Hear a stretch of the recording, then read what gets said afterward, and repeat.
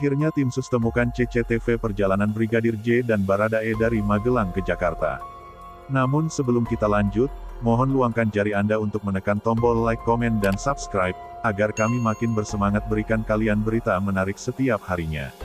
Tim sus gabungan pengungkapan kasus baku tembak 2 anggota Polri, dapati rekaman CCTV perjalanan Irjen Pol Verdi Sambo bersama Baradae dari Magelang, Jawa Tengah, hingga di rumah dinas mantan Kadif Propam, Komplek Duren 3, Pancoran, Jakarta Selatan.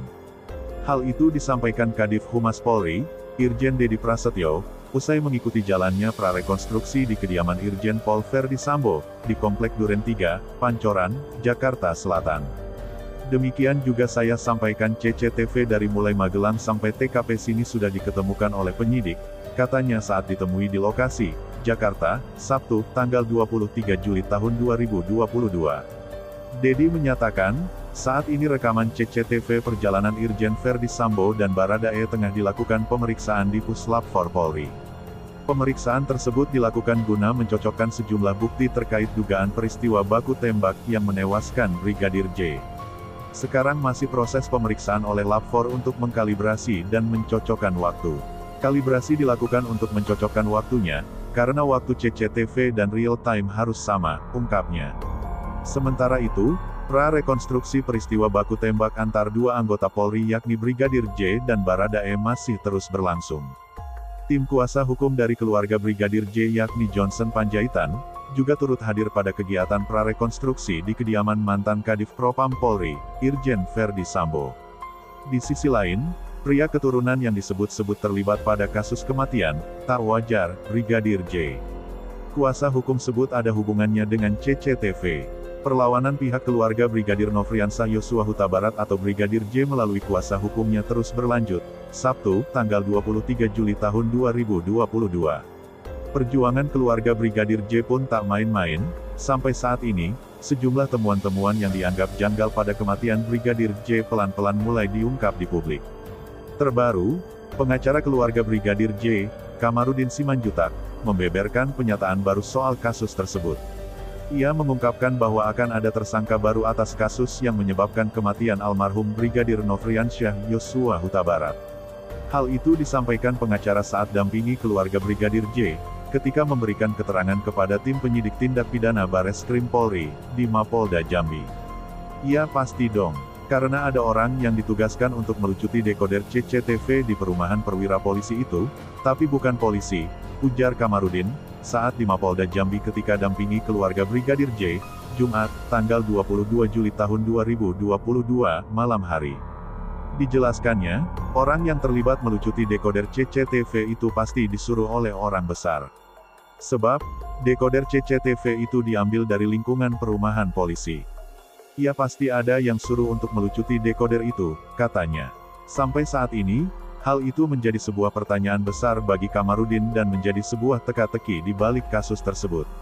Nah pertanyaannya, siapa yang melucuti dekoder CCTV itu? Tentulah yang menyuruh ini bukan orang biasa, melainkan orang itu petinggi dan besar, ujarnya.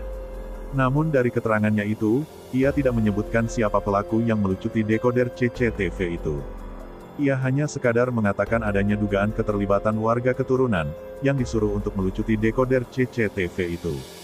Namun untuk saat ini, ia tidak bisa menyebutkan siapa warga keturunan yang terlibat dalam kasus tersebut. "Saya tidak bermaksud saran, namun, ada dugaan warga keturunan," katanya. Selain itu, ia katakan, jika proses pemeriksaan yang dilakukan belum usai, dan dirinya masih menunggu dari pihak penyidik. "Nanti, pemeriksaan belum selesai. Saat ini penyidik masih istirahat makan dan salat, nanti selesai kita kasih tahu, tunggu ya," katanya. Kini, sebanyak 11 orang terdekat mendiang Brigadir J dengan didampingi kuasa hukumnya, Kamarudin Simanjuntak melakukan pemeriksaan di Polda Jambi, pada Jumat tanggal 22 Juli tahun 2022. Pemeriksaan tersebut pun berjalan cukup lama sekitar hampir 10 jam. Melalui kuasa hukum keluarga Brigadir J, diketahui pemeriksaan para saksi utama dilakukan pihak kepolisian sejak pagi hingga malam. Hari ini dilakukan pemeriksaan terhadap 11 orang saksi utama yang melihat jenazah. Termasuk ibu dan bapaknya, kata Kamarudin, Jumat tanggal 22 Juli tahun 2022. Kamarudin juga menjelaskan hasil pemeriksaan yang dilakukan, bahwa ada kemungkinan untuk melakukan autopsi ulang terhadap jenazah Brigadir J, yang rencananya dilakukan pada awal pekan depan, di lokasi pemakaman atau di rumah sakit terdekat. Kita lengkapi berkas administrasi terlebih dahulu. Ada kemungkinan pekan depan, Senin atau Selasa di lokasi. Untuk lokasi di pemakaman, namun dicek dulu kelayakannya, ujarnya. Ia menambahkan, pemeriksaan 11 saksi dilakukan karena adanya temuan bukti baru oleh pihak kepolisian.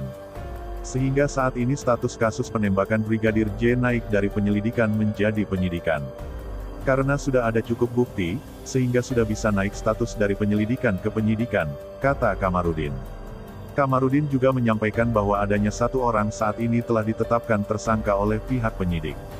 Namun, dirinya belum membuka identitas mengenai siapa yang ditetapkan tersangka tersebut.